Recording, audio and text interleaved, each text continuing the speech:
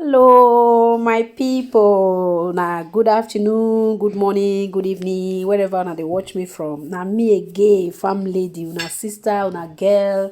I don't come again. Oh, I just come out for inside farm. I say me I just come ask una how una day. You know, say na inside farm now they always dey say as a farm girl, farm lady. Yeah, so I just say me I come show una wetin we dey do. May not be like say una no dey see everything when I dey do. Now say me I still come show una small thing. Oh, I beg my brothers and sisters, make una subscribe to my YouTube channel. I beg now, I beg.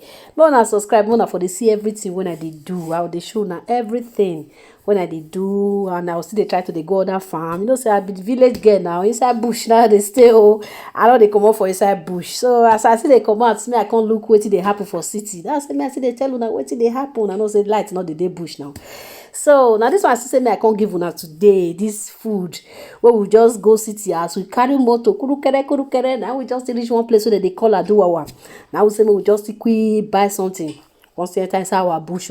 So inside our farm now this one I be food where they sell for now beans. Now they say they do and beans and guinea corn. So they'll come ground them. So we they buy the bag I think 4,000 naira. Now we say they buy them.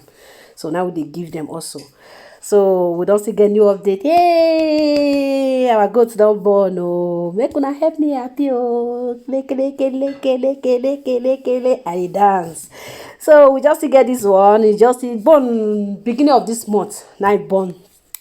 Now girl have been a boy. Hey, I don't know. I will check him again. Like say na girl. Oh, who wants? So we just born. So now the very day we born I be this. So now the placenta na still dey ground. So now inside that, you know, say goat if they want born, they will just go hide for one corner. Now then they do their thing. So now when you come say except say you see when the thing they really they do them, now you feel know that they always they hide they born. So she just born this one, and this same goat he born last year, my brothers and sisters. But unfortunately the baby not stay because the goat can't dey sick. So with all the medication so we can't dey give am and everything, so it can't affect the babies wey dey inside belle. So the two babies they can't die. So but that was last year June. So this year can't see born again around ending of January, February. 19 born. So the baby don dey grow some, then it don dey jump up and down, then they even dey try to dey eat, but e still dey suck sha. You know say then they don dey grow, they do wetin pass them small. So this one's na their mama. We get 3 mothers for here. Then they suffer they do things. So this one na the one where this white one born. So we get other one wey still born also after the same week where this one born. So this brown one still born im own. Na be the one wey stay near am so. So the brown one, no, yes, the one we just dey near that small brown one we get white for body. So now the brown one still born. So this other brown one we just new come just now. My people, I beg go if una get anything wey I fit do for this goat. Oh, now the same time I would dey buy all of them, but she just dey do sisi. Oh, we don't even dey ask am. Then you tell us when you take born, our sister. He say he never ready. Oh, may we just tranquil for one corner. May we not hurry am at all. So now we say okay, we go wait for you. Anytime when you ready, we dey here to carry your baby. So now their papa na be this, now the guy where they do the deal, na be that one. So this one is sheep. We get sheep. We get the sheep. I think na the sheep man or na the sheep woman. I be village person now. I don't sabi am. Now the sheep be this. The sheep woman, you know, they like to they join them. She just they do her own jejeje. She know they want anybody to disturb them. So if all of them they eat, you know they follow them they eat. You go just suffer. If you want even say me can't join them eat, na lie you go just suffer. Carry waka, go one corner. So now when all of them don't eat finish, now they come. You know, so they say the same for human being. People will know they want to holler.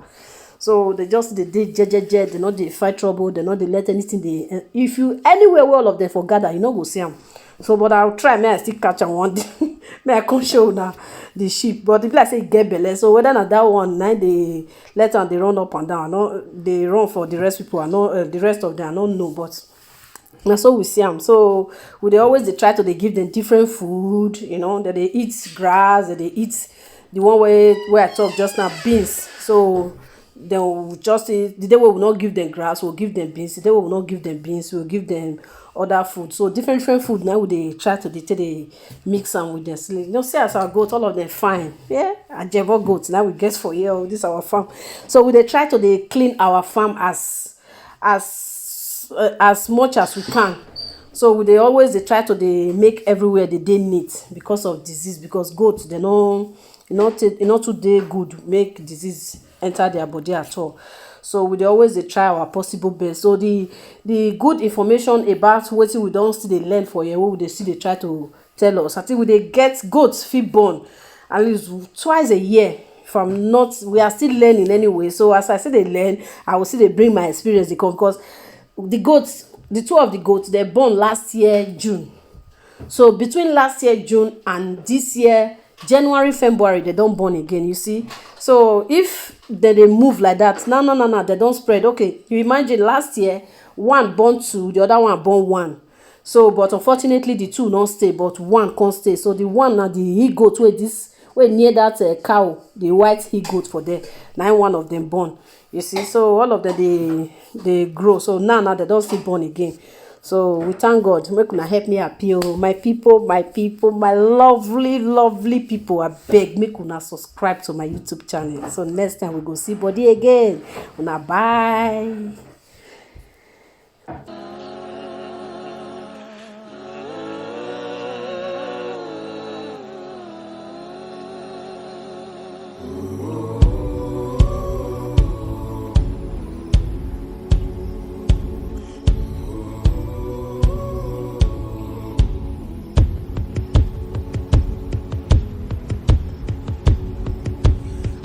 My bags, I'm leaving town. I bought a one-way ticket, I ain't coming back.